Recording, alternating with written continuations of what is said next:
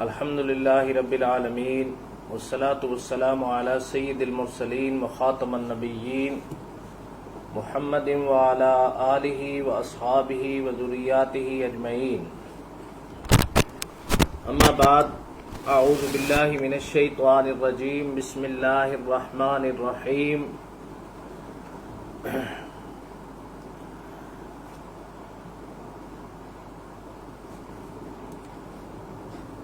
وذکر بایام اللہ،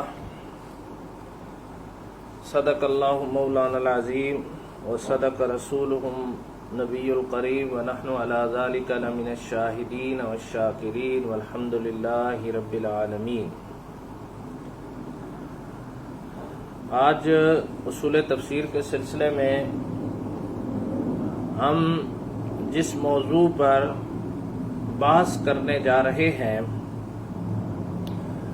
اسے حضرت شاہ ولی اللہ محدث دہلوی نے اور ان سے سمجھنے والے افراد نے تذکیر بایام اللہ کا نام دیا ہے، اور سب سے پہلے یہ دیکھتے ہیں کہ اس کا لغوی مفہوم کیا ہے۔ اس کا میں نے دوسرا عنوان جو علوم القرآن میں بھی پڑھایا جاتا ہے اور اس کے ساتھ ریلیٹ کرتا ہے، اس کے مترادف ہے، وہ قصص القرآن کا عنوان ہے۔ تو اگر تذکیر بایام اللہ ہو یا قصص القرآن ہو تو ان دونوں سے مراد دراصل قرآن مجید کے قصے اور قرآن مجید کے بیان کردہ واقعات ہی ہیں۔ تو سب سے پہلی چیز یہ ہے کہ تذکیر بایام اللہ کا لغوی مفہوم کیا ہے۔ تو اس کا لغوی مفہوم جو ہے وہ یاد دہانی، تذکیر، ذکر دو معنی میں عام طور پہ استعمال ہوتا ہے۔ ایک تو ذکر کا معنی ہوتا ہے یاد، تو تذکیر اسی سے یاد دہانی ہے۔ بایام اللہ، اللہ کے دن، اللہ کے دنوں کی یاد دہانی۔ تو اس کا جو اللہ کے دنوں کی یاد دہانی، اس کا لفظی معنی بنتا ہے، یعنی اللہ کے دنوں کی یاد دہانی۔ ایام یوم کی جمع ہے اور یوم دن کو کہا جاتا ہے، تو تذکیر بایام اللہ یعنی اللہ کے دنوں کی یاد دہانی، یا تذکیر میں دوسرا معنی وعظ و نصیحت کا پایا جاتا ہے کہ ان اللہ کے دنوں کے ذریعے، ان واقعات کے ذریعے آپ لوگوں کو نصیحت کریں، اور نصیحت کے اندر جو مفہوم پایا جاتا ہے وہ خیر خواہی کا پایا جاتا ہے کہ آپ کسی کی اچھائی چاہتے ہیں۔ اور دوسرا، اسے قصص کہا گیا، قصہ کی جمع قصص، واقعات۔ قرآن نے اس کے لیے اور مترادف الفاظ بھی استعمال کیے ہیں، جیسے نابعون۔ نابعون خبر کو کہا جاتا ہے، انباء الغیب قرآن میں آتا ہے، اس کی جو جمع ہے وہ انباء آتی ہے۔ تو نابعون اصل میں خبر کو کہا جاتا ہے، اور خبر کا لفظ بھی واقعے کے لیے استعمال ہوتا ہے۔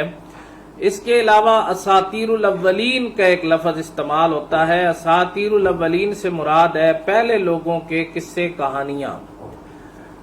تو بہرحال یہ اس کا جو ہے مختصر ایام اللہ کا لغوی مفہوم ہے۔ قصص کا جو لغوی مفہوم ہے یہ قصہ کی جمع ہے، اور اس کی جمع اقاصیص بھی آتی ہے۔ قصص ویسے مصدر ہے اور اس سے مختلف قسم کے افعال جو ہے وہ نکلتے ہیں، تو اس کی جمع اقاصیص آتی ہے۔ اس کے معنی مختلف معنی ہے، بات بھی اس کا معنی ہے، خبر بھی اس کا معنی ہے، یا واقعے کو بھی قصتن کہا جاتا ہے۔ اصل معنی جو اس کے ہیں وہ کسی کے قدم کے نشان پر چلنا، یہ اس کے اصل معنی ہے کہ کسی کے قدم کے نشان پر چلنا۔ عربی میں محاورہ بھی ہے، قصصت عثرہ، کہ میں اس کے قدموں کے نشان پر چلا۔ اور اللہ تعالیٰ نے قرآن مجید میں بھی اس کا اسی معنی میں یعنی نشان کے معنی میں یہ استعمال ہوا ہے۔ فرتد علی آثارہما قصصا، چنانچہ وہیں سے اپنے قدموں کے نشان ڈھونڈتے ہوئے واپس لوٹے۔ یہاں جو قدموں کے نشان ہیں اس سے نشان سے مراد جو ہے وہ قصص کا معنی کیا جا رہا ہے، اور اس کا ایک معنی تعاقب بھی ہے۔ اور قصص کا لفظ قرآن مجید میں 10 مرتبہ 10 آیات کے اندر مختلف مرتبہ یہ آیا ہے۔ اللہ تعالیٰ نے ایام اللہ کا بھی ذکر کیا ہے، وذکرہم بایام اللہ، کہ اس کا معنی یہ ہے کہ مختلف لوگوں کو اللہ نے خوشحالی اور بدحالی کے جو دن دکھائے ہیں ان کے حوالے سے انہیں نصیحت کرو۔ یعنی مختلف لوگوں کو اللہ تعالیٰ نے اچھے دن بھی دکھائے ہیں، خوشحالی کے دن بھی دکھائے ہیں، اور بدحالی کے بھی جو دن دکھائے ہیں ان کے حوالے سے انہیں نصیحت کرو۔ اس کی تفسیر میں مفتی تقی عثمانی صاحب لکھتے ہیں کہ وہ دن جن میں اللہ نے خاص اور اہم واقعات دکھلائے ہیں، یعنی ایام اللہ سے وہ دن مراد ہیں جن میں اللہ تعالیٰ نے خاص اور اہم واقعات دکھلائے ہیں۔ ایام اللہ کی تعریف حضرت شاہ ولی اللہ محدث دہلوی رحمۃ اللہ تعالی علیہ نے کی ہے، وہ واقعات جن کو اللہ تعالیٰ نے ایجاد فرمایا، فرما برداروں کے لیے انعام ہے اور نافرمانوں کے لیے عذاب ہے۔ یعنی 2 قسم کے قصے ہیں، ایک وہ قصے ہیں جن میں فرما برداروں کے لیے انعام ہے، اور دوسرے وہ ہیں جن میں نافرمانوں کے لیے عذاب ہے۔ پھر اسی طرح گزشتہ قوموں کے احوال اور واقعات جو خاص مقصد کے تحت قرآن نے بیان کیے ہیں، یعنی گزشتہ قوموں کے جو احوال اور واقعات ہیں جو کسی خاص مقصد کے تحت قرآن میں بیان ہوئے ہیں، اور وہ واقعات کیا ہیں؟ ان قصص کی 3 اقسام ہیں، ٹھیک ہے؟ اس کے مقاصد پہ ذرا پہلے بات کر لیتے ہیں، کیونکہ مقصد کا ذکر آ گیا کہ قرآن ایک واقعے کو کیوں بیان کرتا ہے، کیا مقصد ہے قرآن کا کسی قصے کو بیان کرنے کا، قرآن ایک واقعے کو یا قصص کو کیوں بیان کرتا ہے؟ تو اس کی وضاحت یہ ہے کہ قرآن نے جو قصے بیان کیے ہیں وہ عام طور پہ 2 وجوہات کی بنیاد پر قصے بیان کیے ہیں۔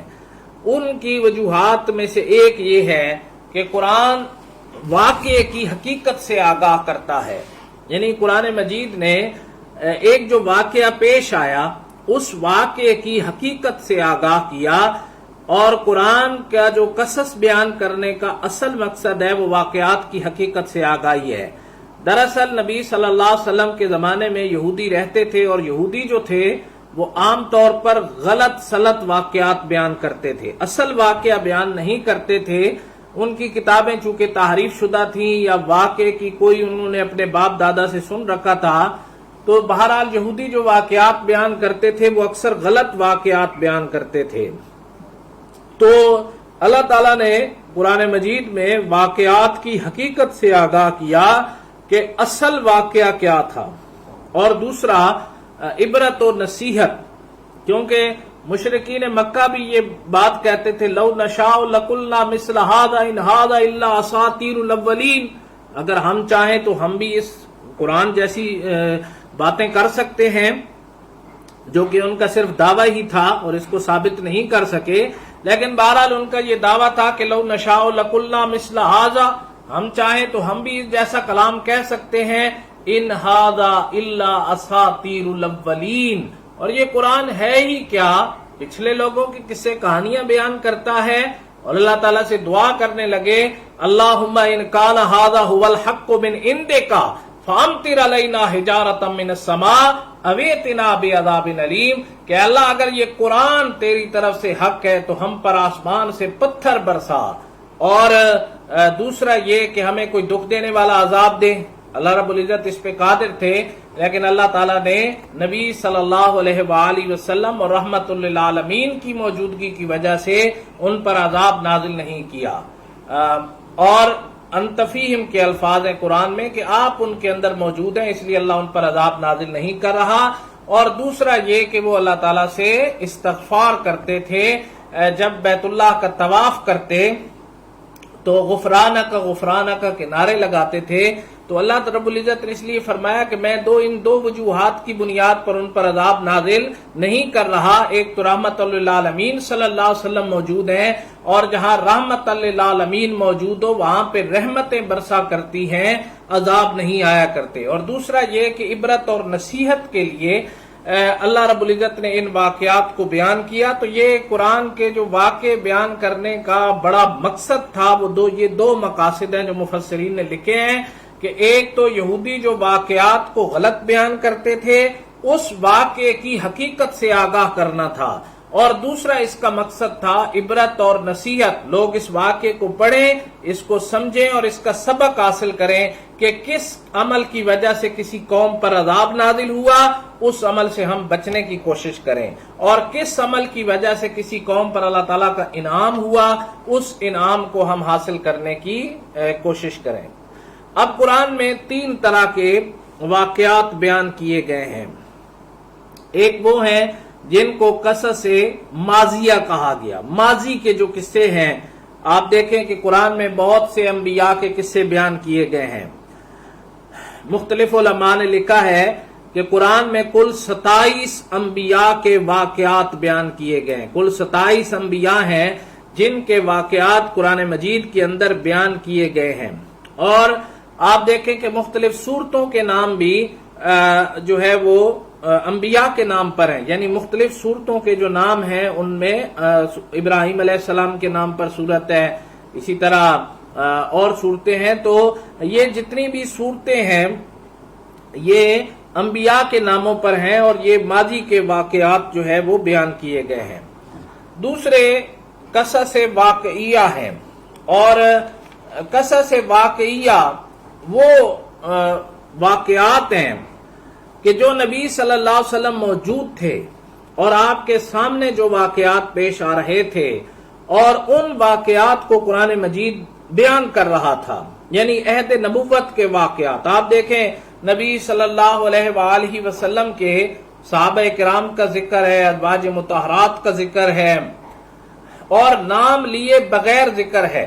قرآن میں صرف ایک صحابی کا نام کے ساتھ ذکر ہے، وہ حضرت زید بن حارثہ رضی اللہ تعالیٰ عنہ ہیں، اور ان کا نام بھی اس لیے ذکر کیا گیا کہ ان سے نبی صلی اللہ علیہ وسلم کی ابنیت لے لی گئی، وہ نبی صلی اللہ علیہ وسلم کے منہ بولے بیٹے تھے، تو ان سے نبی صلی اللہ علیہ وسلم کی ابنیت لے لی گئی، بیٹا ہونا لے لیا گیا، اور اس کے بدلے میں ان کا نام قرآن مجید کے اندر ذکر کر دیا گیا۔ تو قرآن میں صرف ایک صحابی کا نام کے ساتھ ذکر ہے، باقی صحابہ اکرام کا ضمناً ذکر ہے، جیسے حضرت ابوبکر صدیق رضی اللہ تعالیٰ عنہ کا سورۃ توبہ میں ذکر ہے، ثانی اثنین اذ ہما فی الغار، دو میں سے دوسرا جب وہ غار کے اندر تھے۔ تو اس طرح اسی طرح ازواج مطہرات کا ذکر ہے، النبی اولی بالمؤمنین من انفسہم وازواجہ امہاتہم، نبی صلی اللہ علیہ وسلم کی بیویاں ان کی مائیں ہیں، ازواج کا ذکر ہے، اور پوری سورۃ احزاب کو اگر آپ دیکھیں تو اس کے اندر ازواج مطہرات کا ذکر جو ہے، اور ایک خاندگی زندگی کا جو ذکر ہے وہ بڑی تفصیل سے کیا گیا ہے۔ اسی طرح آپ دیکھیں کہ سورۃ تحریم ہے تو اس میں بھی ازواج مطہرات کا ذکر ہے، شہد کی چائے حرمت ہو، یا حضرت جو ماریہ قبطیہ تھیں ان کی حرمت کے حوالے سے جو واقعہ ہے وہ سورۃ تحریم کے اندر بیان کیا گیا ہے۔ اسی طرح غزوات کا ذکر بھی قرآن مجید کے اندر ہے، اور مختلف جو غزوات ہوئے اور اس کے دوران جو واقعات پیش آئے، مثلا کل جو دن گزرا 17 رمضان المبارک، یہ غزوہ بدر کے ایک دن سمجھا جاتا ہے، اور غزوہ بدر جو ہے اس دن اس کو یوم الفرقان یا یوم التقى الجمعان بھی کہا گیا، لیکن سورۃ انفال کو اگر پڑھا جائے تو سورۃ انفال میں بڑی تفصیل سے اس غزوہ کو بیان کیا گیا ہے، اور اس غزوہ کے واقعات کو بیان کیا گیا ہے۔ سورۃ آل عمران میں غزوہ احد کو بیان کیا گیا ہے، سورۃ احزاب میں غزوہ احزاب کو بیان کیا گیا ہے، سورۃ توبہ میں غزوہ تبوک کا ذکر کیا گیا ہے۔ اس طرح مختلف غزوات جو اس وقت پیش آ رہے تھے اور اس وقت جو واقعات پیش آ رہے تھے ان کا ذکر قرآن مجید کی مختلف صورتوں کے اندر کیا گیا ہے۔ تو یہ قصص واقعیہ ہیں جو اس وقت واقع ہو رہے تھے، اور اس وقت جو چیزیں ہو رہی تھیں ان کا ذکر قرآن مجید میں کیا جا رہا ہے۔ تو ایک قصص ماضیہ یعنی پرانے قصے، اور ایک واقعیت اس وقت واقعات رونما ہو رہے تھے، اور تیسرے قصص مستقبلہ یا غیبیہ، وہ قصے جو مستقبل میں پیش آنے تھے قرآن نے ان کا ذکر کر دیا۔ بہت سی ایسی چیزیں تھیں، مثلا یہ کہا کہ ہم نے تمہیں اس زمین کا وارث بنایا، لم تطؤوها، جس کو تم نے پامال نہیں کیا۔ اب یہ اس کی توجیہات میں مختلف، کسی نے کہا یہ غزوہ خیبر کی طرف جو ہے وہ اشارہ تھا، اور کسی نے کہا یہ روم اور ایران کی فتوحات کی طرف اشارہ تھا۔ تو بہت سے ایسے قرآن کے واقعات ہیں جو مستقبل سے تعلق رکھتے ہیں۔ مثال کے طور پہ آپ قیامت کے واقعات کو دیکھیں، یاجوج اور ماجوج کے واقعات کو دیکھیں، دابت الارض کا نکلنا دیکھیں، ہاں جی، اسی طرح سور کا پھونکا جانا، پھر حشر و نشر کا بپا ہونا، جنت کی نعمتوں کا ذکر ہے، جہنم کی جو ہولناکیاں ہیں ان کا ذکر ہے۔ تو یہ ساری چیزیں جو ہیں یہ اللہ رب العزت مستقبل کے واقعات بیان کر رہے ہیں، اور مستقبل میں جو چیزیں پیش آ رہی ہیں جو غیبیہ ہیں، یعنی ہمیں نظر نہیں آ رہے، ہم سے غائب ہیں، اور پتہ نہیں وہ کس زمانے میں یہ واقعات جو ہے وہ رونما پذیر ہوں گے۔ اور قرآن کی بہت سی پیشن گوئیاں ایسی ہیں جو اس زمانے میں بھی صداقت کے معیار پر پورا اتر رہی ہیں، اور لوگ ان کو دیکھ کر ریسرچ کے ذریعے یا دوسرے ذریعوں سے مسلمان بھی ہو رہے ہیں۔ تو تیسری جو واقعات کی قسم ہے وہ مستقبل کے واقعات ہیں۔ تو یہاں پر حضرت شاہ ولی اللہ محدث دہلوی رحمۃ اللہ تعالی علیہ ایک عارف کا قول ذکر کرتے ہیں کہ جب سے لوگوں نے تجوید کا علم سیکھا ہے، قرآن کی تلاوت میں خشوع و خضوع ختم ہو گیا ہے۔ یعنی جب سروں کی طرف لوگ چلے گئے ہیں، اور سر اور جو ہے وہ اپنے اس کو گنگنانا اور ان چیزوں کی طرف جب لوگ چلے گئے ہیں، تو تلاوت کا جو خشوع و خضوع تھا وہ ختم ہو گیا ہے۔ اور جب مفسرین نے اپنی تفسیروں میں باریک نقطے اور غیر ضروری باتیں شروع کی ہیں، اصل تفسیر باقی نہیں رہی۔ یعنی جب جو ہے وہ مفسرین نے باریک نقطے بیان کرنے شروع کر دیے ہیں، عالمانہ اور غیر ضروری باتیں شروع کر دی ہیں، تو اصل تفسیر باقی نہیں رہی۔ ٹھیک ہے، تو بہرحال اس طرح انہوں نے ایک قول لکھا ہے حضرت شاہ جی نے کہ ہم نے جو تلاوت کے مقاصد تھے، تلاوت کرنے میں تو بڑے ہم نے سر لے اور بڑی چیزیں جو ہیں وہ تیار کر لی ہیں، لیکن جو تلاوت کا اصل مقصد تھا کہ اس میں خشوع و خضوع ہونا چاہیے، اللہ کا ڈر ہونا چاہیے، اللہ کی توجہ ہونی چاہیے۔ جیسے حضرت علی رضی اللہ تعالیٰ عنہ فرماتے ہیں کہ جب میں قرآن پڑھتا ہوں تو میں یہ سمجھتا ہوں کہ اللہ مجھ سے کلام کر رہا ہے، اور ہر چیز میں خوبصورتی کا تصور ہوتا ہے، احسان ہوتا ہے۔ عبادت میں احسان یہ ہے ان تعبد اللہ کانک تراہ فإن لم تکن تراہ فإنہ یراک، اللہ کی عبادت اس طرح کر گویا کہ تو اسے دیکھ رہا ہے، اور اگر تو اسے نہیں دیکھ سکتا تو یہ گمان پیدا کر کہ وہ تجھے دیکھ رہا ہے۔ تو یہ ہے عبادت کی خوبصورتی، یعنی اس میں آپ کی خشوع، آپ کا خضوع، اس کو میں اگر ایسے کہوں کہ آپ کی تمام تر توجہ کا مرکز اللہ تعالیٰ کی ذات ہونی چاہیے۔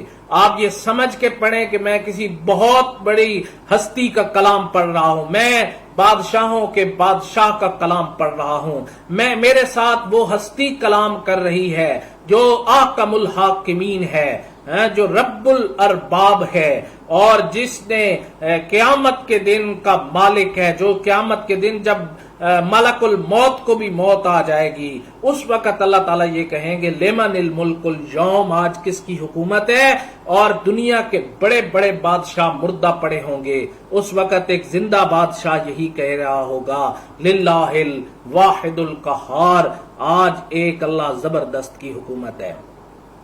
اب آ جائیں گے ان حضرت شاہ ولی اللہ محدث دہلوی نے واقعات کی 3 قسمیں بیان کی ہیں۔ تو ایک ہے تکرار قصص، یعنی قصے جو بار بار بیان ہوئے ہیں، بار بار آپ قرآن میں دیکھیں گے کہ یہ قصے بیان ہو رہے ہیں۔ جیسے حضرت آدم علیہ السلام کا قصہ ہے، قرآن میں بار بار مختلف صورتوں کے اندر یہ بیان ہو رہا ہے۔ حضرت صالح علیہ السلام کا قصہ ہے، حضرت ہود علیہ السلام کا قصہ ہے، حضرت ابراہیم علیہ السلام کا قصہ ہے، حضرت لوط علیہ السلام کا اور حضرت شعیب علیہ السلام کا جو قصہ ہے، یہ قرآن میں اکثر جو ہے وہ بیان ہوئے ہیں، اور ان کا جو موضوع ہے وہ توحید ہے. یعنی انہوں نے کس چیز کی دعوت دی؟ ان پیغمبروں نے توحید کی دعوت دی، امر بالمعروف کی بات کی اور نہی عن المنکر یعنی اچھی باتوں کے کرنے کا حکم دیا، بری باتوں سے روکا. اقوام کی سرکشی، ان کے مقابلے میں جو ان کی قوم تھی انہوں نے سرکشی کا معنی ہے سر کھینچنا، نافرمانی کی، اللہ اور اس کے رسول کی بات کو ماننے سے انکار کر دیا، کیونکہ ہر نبی اپنے زمانے کے لیے واجب الاطاعت تھا اور ہر امت پر اپنے نبی کی اطاعت لازمی تھی، لیکن ان قوموں نے اپنے نبی کی بات کو ماننے سے انکار کر دیا، اللہ کی بات کو ماننے سے انکار کر دیا. بڑے رقیق قسم کے شبہات پیدا ہو گئے اور پیغمبروں کی جو دعوت تھی اس کے انہوں نے جوابات جو ہے وہ دینا شروع کر دیے. تو اس میں جو بنیادی چیز ہے وہ یہ ہے کہ حضرت موسیٰ علیہ السلام کا قصہ ہے، اور حضرت موسیٰ علیہ السلام کا قصہ قرآن میں بہت زیادہ بیان ہوا ہے. یعنی تقریباً 46 صورتوں میں بتایا جاتا ہے کہ حضرت موسیٰ علیہ السلام کا قصہ قرآن پاک میں سب سے زیادہ بیان ہوا ہے، اور قرآن مجید کی 46 صورتیں ایسی ہیں جن میں صرف حضرت موسیٰ علیہ السلام کا ذکر آیا ہے. سب سے زیادہ ذکر قرآن پاک میں نام کے ساتھ اگر کس پیغمبر کا ہے تو وہ حضرت موسیٰ علیہ السلام ہے. اسی طرح حضرت سلیمان علیہ السلام کا ذکر ملتا ہے، یہ بھی قرآن میں بار بار آتا ہے.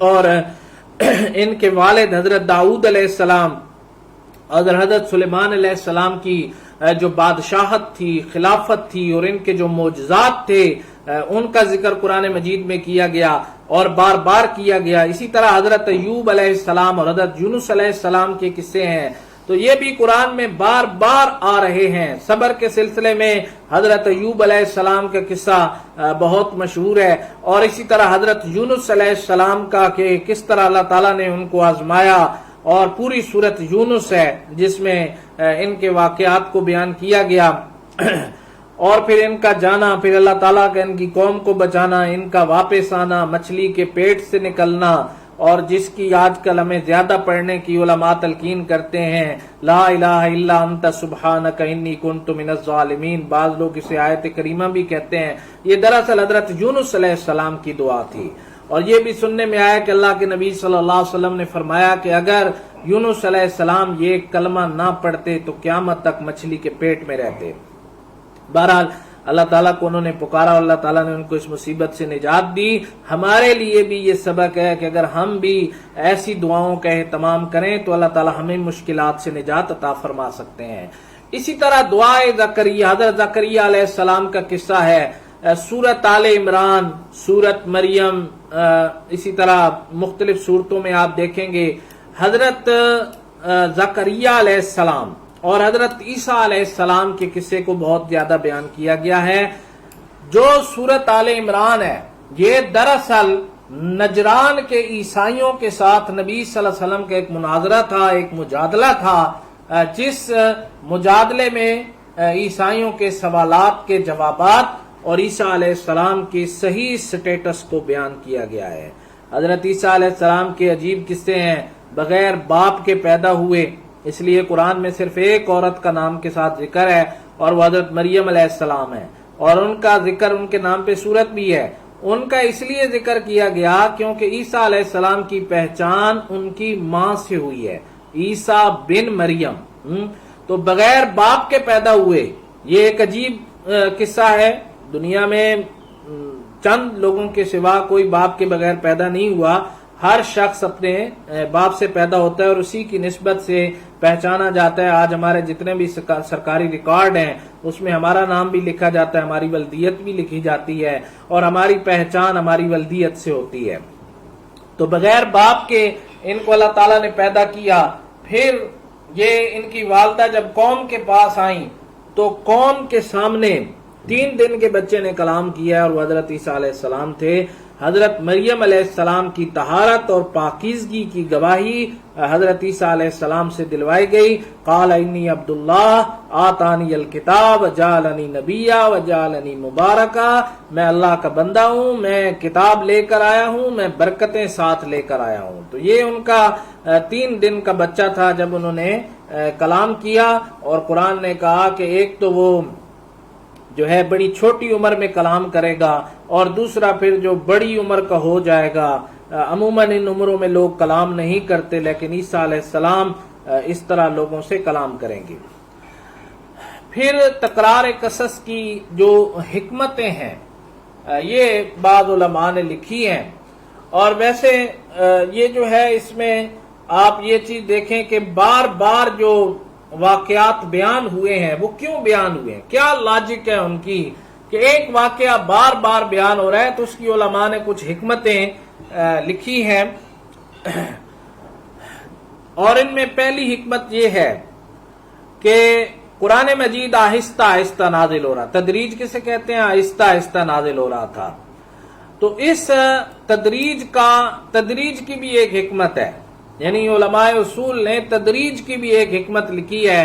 اور تدریج کی حکمت یعنی آہستہ آہستہ کسی حکم کے نازل ہونے کی حکمت جو ہے وہ نبی صلی اللہ علیہ وسلم کا اطمینان قلب تھا کہ اللہ کے نبی کا دل مطمئن رہے. اللہ اپنے نبی کو تسلیاں دے رہا تھا، بار بار تھوڑے تھوڑے جو ہے وہ چیزوں کو نازل کر کے اللہ اپنے نبی کو تسلیاں دے رہا تھا کہ میرا نبی جو ہے وہ اپنے آپ کو اکیلا محسوس نہ کرے، میرا نبی جو ہے وہ حوصلہ نہ ہارے.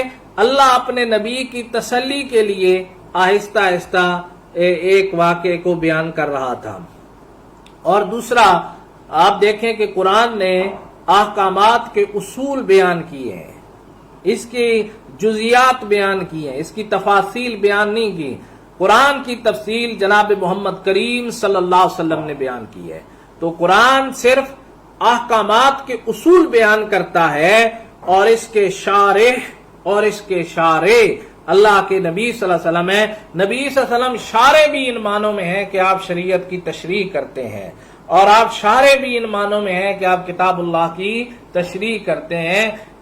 دیکھیں نماز کا حکم دے دیا گیا، لیکن نماز کن اوقات میں پڑھنی ہے، کس انداز سے پڑھنی ہے؟ صلو کما رأیتمونی اصلی، نماز ایسے پڑھو جیسے میں محمد رسول اللہ کو پڑھتے ہوئے دیکھتے ہو. حج کا حکم دے دیا گیا کہ للہ علی الناس حج البیت من استطاع الیہ سبیلا، جو رستے کی طاقت رکھتا ہے آنے جانے کی اور رہنے کی اور پیچھے گھر کا نظام چلانے کی طاقت رکھتا ہے وہ حج کرے. لیکن اب حج کیسے ہوگا؟ خذوا عنی مناسککم، میں محمد رسول اللہ صلی اللہ علیہ وسلم سے تم حج کے طریقے سیکھو. آپ نے حج زندگی میں ایک ہی بار کیا ہے اور حج کر کے دکھا دیا ہے کہ ایسے حج کرنا ہے. تو قرآن احکامات کے اصول بیان کرتا ہے، اور اصول کے ضمن میں کچھ واقعات بھی بیان کرتا ہے. ان کی تفصیل جناب محمد کریم صلی اللہ علیہ وآلہ وسلم بتائیں گے. پھر تکرار قصص کی ایک اور حکمت یہ ہے کہ یہ اعجاز قرآنی کا نمونہ ہے، یعنی قرآن کا اعجاز. قرآن ایک ایسی کتاب ہے جس نے بڑے بڑے ادیبوں کو، بڑے بڑے فصیح لوگوں کو، بڑے بلیغ کلام کرنے والوں کو، جن کی جیسی گفتگو کوئی نہیں کر سکتا تھا، جن جیسے شعر کوئی نہیں پڑھ سکتا تھا، اللہ نے انہی کی زبان میں کلام کر کے ان کو گونگا کر کے رکھ دیا. اور جو مکی صورتیں ہیں، مکہ میں چونکہ زبان کا کمپٹیشن تھا، اپنے آپ کو عرب کہتے تھے کہ ہم زبان جانتے ہیں، اور ہمارے مقابلے میں جو لوگ ہیں یہ گونگے ہیں، اجمی ہیں. اجمی کا معنی گونگے، یہ سارے گونگے ہیں، کیونکہ جیسے ہم کلام کر سکتے ہیں ویسے یہ کلام نہیں کر سکتے. قرآن نے انہی کی زبان میں کلام کیا اور ان کو گونگا کر کے رکھ دیا. یعنی قرآن نے اپنی فصاحت و بلاغت کا مظاہرہ کیا، اور جیسے آگے آ رہا ہے کہ قرآن نے اپنی بلاغت کا اظہار کیا ہے. آپ واقعات کو دیکھیں، ان میں تشبیہات کا استعمال دیکھیں، ان میں استعارات کو دیکھیں، علم معانی دیکھیں، علم بیان دیکھیں، علم بدیع دیکھیں. کلام کی کون سی صفت ہے جو قرآن میں موجود نہیں ہے؟ انسان ناقص ہے، اور انسان اس طرح کلام نہیں کر سکتا جس طرح اللہ کلام کر سکتا ہے. صحیح ہے، انسان اپنی تخلیق کے اعتبار سے بھی ناقص ہے، اپنے کلام کے اعتبار سے بھی ناقص ہے. ان کے مقابلے میں اللہ تعالیٰ کلام کی ساری خوبیاں جانتا ہے، اور اللہ تعالیٰ جیسے کلام کر سکتا ہے ویسے وہ کلام ہی نہیں کر سکتے. وہ قرآنی بلاغت کا ان قصوں کو اندر حکمت یہ ہے کہ قرآن کے معجزہ ہونے کا اور قرآن کی جو بلاغت ہے اس کا اظہار ہے، اور یہی وجہ ہے کہ یہ اللہ کا کلام ہے اور کوئی اس جیسا کلام جو ہے وہ نہیں کہہ سکتا. تو اللہ رب العزت نے یہاں پر دوسری چیز، ایک اور چیز یہ بیان کی گئی کہ مختلف مقامات پر ایک واقعے کے مختلف پہلوؤں کی وضاحت. آپ دیکھیں ہم بعض دفعہ ایک قصہ سنتے ہیں اور سن کر ہم تھک جاتے ہیں، بلکہ سن ہو جاتے ہیں، ہمیں وہ قصہ اچھا نہیں لگ رہا ہوتا. قرآن کی خوبی یہ ہے کہ قرآن ایک واقعے کو ایک جگہ پر ایک پہلو سے بیان کرے گا، دوسرے موقع پر دوسرے پہلو سے بیان کرے گا، اور تیسری جگہ پر اس کا کوئی اور پہلو بیان. تو ہر جگہ پر آپ کو ایک نیا لطف محسوس ہوگا، ہر جگہ پر اس واقعے کو پڑھتے ہوئے آپ کو ایک عجیب لذت محسوس ہوتی ہے، آپ ایک عجیب اور دلچسپ کیفیت حاصل کرتے ہیں. قرآن کے مختلف واقعات کو جب آپ مختلف جگہ پر پڑھتے ہیں تو آپ جو ہے ان واقعات سے محظوظ ہوتے ہیں، ان واقعات سے اکتاتے نہیں ہیں. قرآن بار بار پڑھی جانے والی کتاب ہے. اس کی یہ خوبی ہے کہ آپ جب بھی پڑھیں گے آپ کو ایک عجیب لذت ہر دفعہ محسوس ہوگی، ایک نئی کیفیت آپ کو ہر دفعہ حاصل ہوگی، آپ ہر دفعہ ایک نئے ذوق اور شوق حاصل کریں گے. اب اس کے بعد ایک آخری بات اس حوالے سے یہ ہے کہ عام نوع انسانی کا قصہ، یعنی عام جو انسانوں کے قصے ہیں، آپ ان میں دیکھیں کہ وہ قصے بیان کیے گئے، یعنی اگر تمام انسانوں کی بات کریں تو تمام انسانوں کے لیے قصہ آدم میں رہنمائی ہے، یعنی ہر انسان کے لیے قصہ آدم میں رہنمائی موجود ہے. اگر آپ مشرکین عرب، چونکہ وہ حضرت ابراہیم علیہ السلام سے زیادہ لگاؤ رکھتے تھے، تو ان کو قریب لانے کے لیے حضرت ابراہیم علیہ السلام کے واقعات بیان کیے گئے، کیونکہ مشرک اپنے آپ کو ابراہیمی کہتے تھے جو عرب کے تھے، تو ان کو قریب لانے کے لیے حضرت ابراہیم علیہ السلام کے واقعات بیان کیے گئے.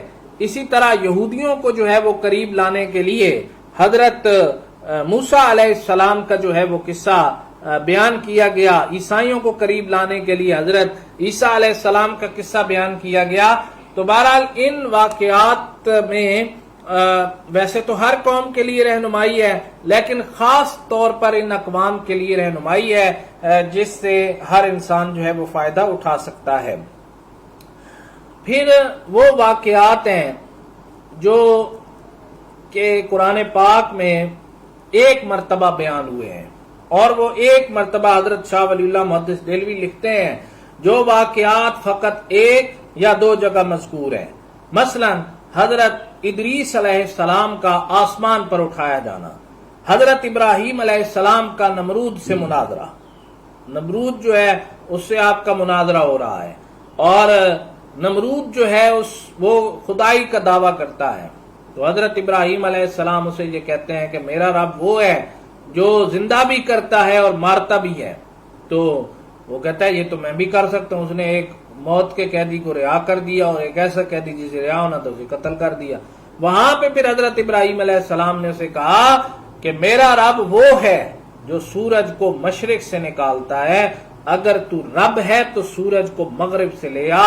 فبہت الذی کفر، کفر مبہوت اور لاجواب ہو کر رہ گیا. تو یہ حضرت ابراہیم علیہ السلام کا جو نمرود سے مناظرہ ہے یہ قرآن میں ایک آدھ مرتبہ بیان ہوا ہے. اسی طرح پرندے کو زندہ کرتے دیکھنا، ابراہیم علیہ السلام نے جو اللہ تعالیٰ سے کہا کہ میں یہ دیکھنا چاہتا ہوں کہ تو مردوں کو کیسے زندہ کرے گا، تو اللہ تعالیٰ نے ان کو کہا کہ تو پرندوں کو سکھا. انہوں نے 4 پرندے لیے، ان کو سکھایا، جب بلاتے تھے وہ آ جاتے تھے، اور ان کو جس طرح مرغیوں کو بلاتے ہیں تو وہ آ جاتی ہیں فوراً کھانے کے لیے. تو اس طرح یہ پرندے فوراً ہی آ جاتے تھے. تو اللہ تعالیٰ نے ان کو کہا کہ یہ ذبح کریں، ان کے اجزاء مختلف جگہوں پہ رکھیں. انہوں نے پہاڑ پر مختلف جگہوں پر ان کے اجزاء رکھ دیے. جب ان کو بلایا وہ چاروں زندہ ہو کر پھر حضرت ابراہیم علیہ السلام کے پاس آ گئے. اللہ تعالیٰ نے کہا ایسے زندہ کروں گا. اسی طرح حضرت اسماعیل علیہ السلام کا ذبح کرنا ہے، حضرت یوسف علیہ السلام کا قصہ ہے۔ اور آپ دیکھیں کہ یوسف علیہ السلام کا جو قصہ ہے یہ قرآن کا بہترین قصہ ہے، یعنی قرآنی قصوں میں جو سب سے بہترین قصہ ہے وہ حضرت یوسف علیہ السلام کا قصہ ہے، جسے قرآن نے خود کہا نحن نقص علیک احسن القصص بما اوحینا الیک ھذا القرآن، کہ ہم آپ سے جو قصہ بیان کر رہے ہیں یہ سورہ یوسف کی ابتدائی آیات میں ہے، تو اس میں یہ چیز بیان کی گئی کہ جو قرآن کا بہترین قصہ ہے وہ حضرت یوسف علیہ السلام کا قصہ ہے، کہ حضرت یوسف علیہ السلام کی پیدائش کے بعد مشکلات، پھر ان مشکلات کے بعد مصر کی طرف سفر، پھر مصر میں ان کے لیے مشکلات، وہاں پہ ان کا صبر کرنا، بے حیائی کے مقابلے میں عفت اور معصومیت، پھر اس عفت اور معصومیت کے لیے جیل کاٹنا، مشکلات برداشت کرنا، اور پھر اللہ تعالیٰ نے ان کو جو ہے وہ وزیر خزانہ کے عہدے تک پہنچا دیا۔ اور یہ سارا قصہ سورہ یوسف کے اندر ہی بیان کر دیا گیا اور بڑی تفصیل کے ساتھ بیان کر دیا گیا ہے۔ اسی طرح موسیٰ علیہ السلام کی پیدائش ہے، ان کو دریا میں ڈالنا ہے۔ موسیٰ علیہ السلام جب پیدا ہوئے تو ظاہر بات ہے کہ جو بادشاہ تھا وہ فرعون، وہ اس کو بچوں کو قتل کر رہا تھا۔ اس کو نجومیوں نے یا خواب کی جو تعبیر کا علم بتانے والے تھے انہوں نے بتایا کہ بنی اسرائیل جو اس کی غلام قوم تھی اس میں ایک بچہ پیدا ہوگا جو تیری سلطنت کا خاتمہ کر دے گا۔ تو وہ جتنے بھی بچے بنی اسرائیل میں پیدا ہوتے ان کو وہ قتل کرا دیتا تھا۔ حضرت موسیٰ علیہ السلام کی جو والدہ جن کا نام حضرت یوکابد ہے، تو یوکابد کو اللہ تعالیٰ نے وحی کی یا اشارہ کیا یا الہام کیا، تو ان کی طرف جو وحی آئی کہ اس بچے کو ایک صندوق کے اندر ڈالو اور دریا کی بے رحم موجوں کے حوالے کر دو۔ انہوں نے ایسے ہی کیا، صندوق جا کے فرعون کے اس کے پاس رک گیا اور اس بچے کو نکال لایا گیا۔ تو فرعون نے اس کو قتل کرنا چاہا، لیکن اس کی بیوی نے کہا کہ ہو سکتا ہے یہ بڑا ہو کے ہماری خدمت کرے۔ پھر اللہ تعالیٰ وہ کسی کا دودھ نہیں پیتے تھے، پھر ان کی بہن ساتھ تھی، اس نے کہا کہ میں اپنی ماں کو بلا کے لاتی ہوں۔ تو ان کی ماں جب آئی تو انہوں نے اپنی ماں کا دودھ پیا۔ فرعون نے کہا تم یہاں آیا کرو، اس کو دودھ پلایا کرو، ہم تمہیں وظیفہ بھی دیں گے۔ تو اسی طرح پھر انہوں نے جب جوان ہوئے تو ایک قبطی کو قتل کر دیا۔ یہ قتل انہوں نے جان بوجھ کے نہیں کیا، بلکہ ایک بنی اسرائیلی اور ایک قبطی لڑ رہے تھے، تو اس بنی اسرائیلی نے آپ سے مدد مانگی۔ آپ جب قریب ہوئے اس قبطی کو جب گھونسا مارا، مکہ مارا، وہ مر گیا۔ تو پھر آپ مدین چلے گئے، وہاں آپ نے حضرت شعیب علیہ السلام کی جو ہے وہ بکریاں چرائیں، اور مدین میں ہی پھر آپ کی حضرت صفورہ سے شادی ہوئی اور ان کو لے کر پھر واپس آئے۔ واپسی پر آپ کو آگ کی ضرورت پڑی، آپ آگ لینے کے لیے گئے، روشنی تھی، اللہ نے پیغمبری عطا کر دی، اور اس طرح مختلف چیزیں۔ پھر آگ کو روشن دیکھا، وہاں پہ اللہ تعالیٰ سے ملاقات ہوئی، اور پھر اللہ تعالیٰ نے آپ کو نبوت سے سرفراز کیا، 2 معجزات عطا کیے گئے۔ بنی اسرائیل کی گائے کو جو ہے وہ ذبح کرنا، اسی طرح ایک قتل جو ہے وہ بنی اسرائیلیوں کے کھاتے پڑ گیا، سورت بقرہ، بقرہ گائے کو کہتے ہیں۔ تو وہ قتل کی تحقیق کے لیے یہ اللہ تعالیٰ سے دعا کی گئی، تو اللہ تعالیٰ نے فرمایا کہ کوئی بھی گائے ذبح کر کے اس کا گوشت مردے کے مقتول کے ساتھ لگا، وہ زندہ ہو جائے گا، تمہیں بتا دے گا مجھے کس نے قتل کیا ہے۔ لیکن انہوں نے کیا کیا، بنی اسرائیلیوں نے سوال پہ سوال شروع کر دیے، سوال پہ سوال شروع کر۔ اچھا اس گائے کا رنگ کیسا ہو، اس کی عمر کیسی ہو، بھائی تم گائے پکڑو، ذبح کرو اور اللہ کے حکم کو پورا کرو۔ تو اصل میں وہ کرنا ہی نہیں چاہتے تھے، اور پیغمبر کو کہنے لگے کہ تو ہمارے ساتھ مذاق کر رہا ہے۔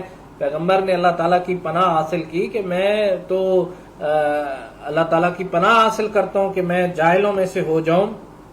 تو بہرحال حضرت موسیٰ علیہ السلام کا جو گائے کا ذبح کرنے کا واقعہ ہے، حضرت موسیٰ کی حضرت خضر سے ملاقات ہے، پھر اس ملاقات میں 2-3 واقعات ہیں، ان کا ذکر کیا گیا، طالوت اور جالوت اور بلقیس اور ذوالقرنین اور اصحاب کاف کے قصص۔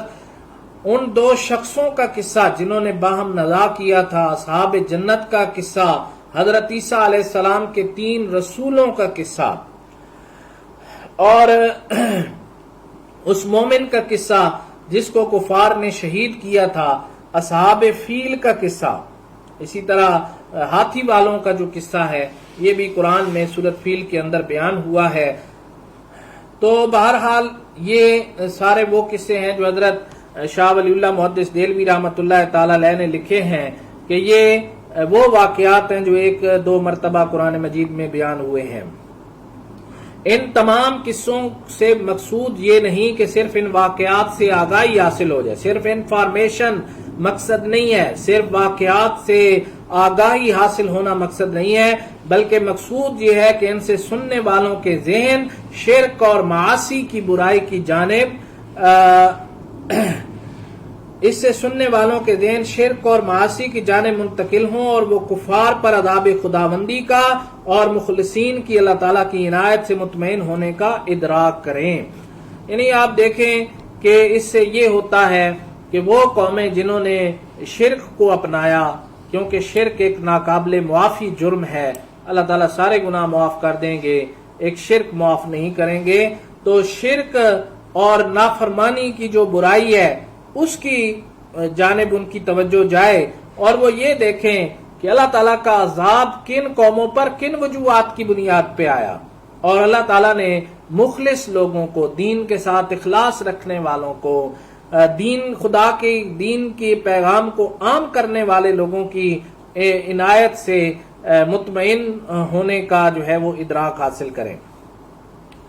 بہرحال موت تیسرا، جیسے ہم نے یہاں پہ سکرین پہ آ رہا ہے، موت کے بعد کے واقعات ہیں، اور پیچھے ہم ذکر کر چکے ہیں کہ جو مستقبل کے واقعات ہیں یا غیب کے واقعات ہیں جو اس وقت ہمیں معلوم نہیں ہیں، ان میں سے کچھ قرآن کے جو واقعات ہیں وہ پورے ہو رہے ہیں اور کچھ ہو جائیں گے۔ انسانی موت کی کیفیت ہے، اس وقت اس کی بے چارگی کا، جب انسان پہ موت آتی ہے تو اس وقت اس کی بے چارگی اور شودے پن کا کیا حال ہوتا ہے، اور موت کے بعد جنت اور دوزخ کو سامنے کرنا، ظاہری بات ہے کہ انسان جس طرح کہا ان الابرار لفی نعیم و ان الفجار لفی جہیم، اس دن ہماری جو نیک لوگ ہوں گے وہ جنتوں اور نعمتوں کے مزے اٹھائیں گے، اور جو برے لوگ ہوں گے وہ جہنم کے اندر پھینک دیے جائیں گے۔ تو بہرحال اس چیز کو بیان کیا گیا، موت کی، جنت اور دوزخ کو سامنے کرنا، عذاب کے فرشتوں کا آنا قرآن مجید میں آتا ہے۔ آپ سورۃ انفال میں جیسے ایک نمونہ کے طور پہ میں بیان کرتا ہوں کہ وہاں پر یہ بیان کیا گیا کہ فرشتے جب آتے ہیں تو ان کے چہروں اور ان کی پیٹھوں پر مارتے ہیں اور کہتے ہیں کہ موت کے عذاب کا مزہ چکھو۔ تو بہرحال یہ ان کی، کافر کی جو جان ہے وہ بڑی ہی مشکل حالات میں نکلتی ہے، جیسے کانٹے دار جھاڑی پر کپڑا پھینک دیا جائے اور اسے کھینچا جائے اور وہ جگہ جگہ سے تار تار ہو جائے، کافر کی روح اس طرح نکالی جاتی ہے۔ تو علامات قیامت جو ہیں وہ بیان کی گئی ہیں، حضرت عیسیٰ علیہ السلام کا آسمان سے نزول ہے، دجال ہے، یاجوج اور ماجوج کا ظہور ہے، سور فنا ہے، حضرت ابراہیم علیہ السلام سور بجائیں گے، بگل بجائیں گے، اور ایک دفعہ ہر چیز فنا ہو جائے گی، اور پھر کئی سال کا عرصہ گزر جائے گا، کئی سالوں کے بعد اللہ تعالیٰ پھر اسرافیل علیہ السلام کو زندہ کریں گے، وہ پھر جب سور بجائیں گے تو پھر ہر چیز زندہ ہونا شروع ہو جائے گی۔ اسی طرح حشر اور نشر ہے، اور اسی طرح سوال و جواب ہے، میزان ہے، نامہ اعمال انسان کے سامنے ہوگا۔ فاما من،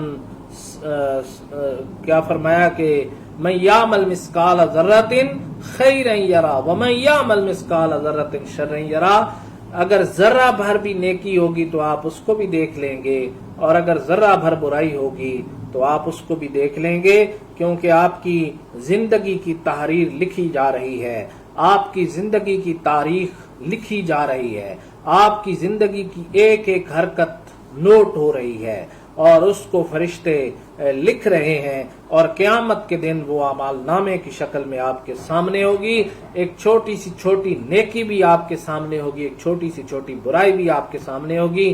اگر آپ کی نیکیاں اچھی ہوگی، ایمان اور عمل صالح ہوگا تو دائیں ہاتھ میں مل جائے گی، اور اگر برے ہوئے تو اس بائیں ہاتھ کو پیچھے سے نکال کر بائیں ہاتھ میں پکڑایا جائے گا۔ اسی طرح جو ہے وہ نامہ اعمال کی بات ہے، مومنین کا جنت میں اور کفار کا دوزخ میں داخل ہونا، دوزخیوں میں پیشواؤں اور مقلدوں کا باہم تکرار کرنا، ایک دوسرے کا راہ مارنے سے انکار کرنا، آپس میں ایک دوسرے کی لعنت ملامت کرنا۔ ایک قوم جب جائے گی اس کے بعد جب دوسری قوم جائے گی تو وہ اس پر لعنت کرے گی کہ اگر تم لوگ صحیح ہوتے تو ہم نے تمہاری پیروی کی، اور اللہ تعالیٰ قرآن میں یہ چیز بیان فرماتے ہیں اِنَّا اطَعْنَا سَادَتَنَا وَكُبَرَانَا، اس دن تمنا یہ کریں گے کہ کاش ہم نے اللہ اور اس کے رسول کی اطاعت کی ہوتی، ہم نے اپنے سرداروں اور اپنے بڑوں کی اطاعت کی، انہوں نے ہمیں سیدھے راستے سے گمراہ کر دیا۔ اس دن بہت سی حقیقتیں مشرکوں پہ کھلیں گی، بہت سی حقیقتیں نافرمانوں پہ کھلیں گی۔ وہ لوگ جن کے لیے وہ اپنی جان دینے کو تیار تھے، قیامت کے دن وہ ان سے بیزار اور لا تعلقی کا اظہار کریں گے۔ وہ خدا، وہ اللہ کے نیک بندے جن کی وہ ساری زندگی عبادت کرتے رہے، قیامت کے دن ان کے شرک کا انکار کر دیں گے۔ اور اللہ تعالیٰ کی جو دیکھنے کے شرف ہے اس سے مختص ہونا، قیامت کے دن جنت میں جنتی اللہ تعالیٰ کو دیکھیں گے، حدیث میں جیسے ذکر آتا ہے، اور ایسے دیکھیں گے جیسے چاند کو دیکھا جاتا ہے، اور چاند ہر کسی کو نظر آتے ہیں، اللہ تعالیٰ بھی اسی طرح ہر کسی کو نظر آئیں گے۔ عذاب کی نوعیتوں کی تعداد کہ وہ بیڑیاں، مختلف عذابوں کی نوعیت ہے کہ بیڑیاں ہیں، توق ہیں گردن میں جو پٹے ڈالے جاتے ہیں، کھولتا ہوا گرم پانی ہے، غساق ہے، زقوم ہے، اور اسی طرح آپ یہ دیکھیں کہ ایک کڑوا درخت ہے تھور کا، جہنمی جب کھانا مانگے گا تو اس کڑوے درخت پہ جو ہے وہ منہ مارے گا اور اس کا سارا اندر جو ہے وہ زخمی ہو جائے گا، اللہ تعالیٰ معاف فرمائے اپنے عذابوں سے۔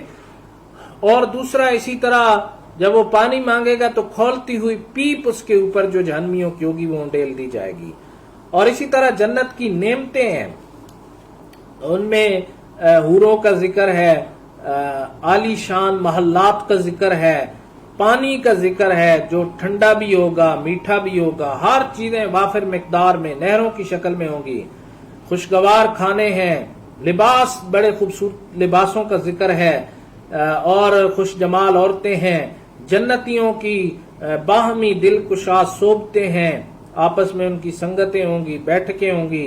ان قصوں کو مختلف صورتوں میں ان کے اسلوب کے اقتضاء کے حسب حال اجمالاً یا تفصیلاً متفرق طور پر بیان کیا گیا، یعنی ان کو اللہ تعالیٰ نے ایک اسلوب کے ساتھ ایک خاص انداز میں، اسلوب کہتے ہیں خاص انداز میں اس کو بیان کیا ہے، اور کسی جگہ پر بڑا مختصر بیان کر دیا ہے اور کسی جگہ پر بڑی تفصیل کے ساتھ واقعے کو بیان کر دیا ہے۔ تو معزز سامعین کرام، یہ ہمارا آج کا لیکچر تھا جس میں ہم نے قرآن مجید کے واقعات یا تذکیر بے ایام اللہ، یعنی یہ ایام اللہ سے مراد یاد رکھیں واقعات ہی ہیں جو قرآن مجید نے بیان کیے ہیں۔